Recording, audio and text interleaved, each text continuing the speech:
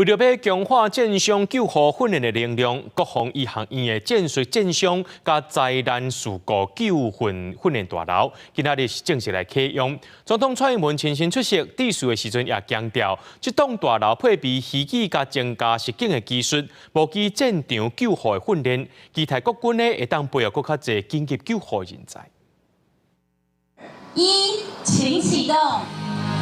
经过6年筹备，开9亿的预算，国内第一座战术战伤加灾难事故救护训练大楼正式启用。总统蔡英文、国防部长邱国正拢到场见证。这栋大楼具有多功能的救护训练环境，包括利用虚拟实境、扩增实境等技术，来营造战场救护的拟真训练，对于战术、战伤以及紧急救护持续的强化训练跟技术，让我们的国军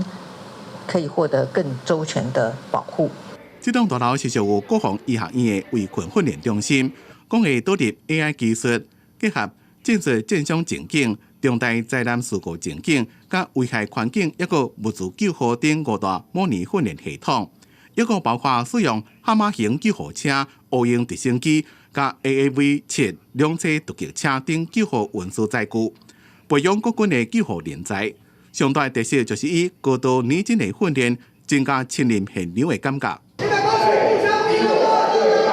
使用自觉带来止血，左前方正面3患，右胸中弹出血。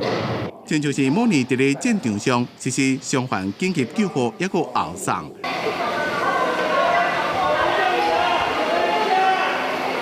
一个伫咧桃石榴灾害情形下的急难救助，希望借此提升国军围困官兵的救护技能、团队合作，一个抗国家的心理素质。因为这边的俄乌战争，看到强化战伤训练，会当帮助大幅度提升存活率。国防部讲，未来也会甲邻里的社区合作，整合军民救护体系，达成推展全民国防的目标。记者综合报道。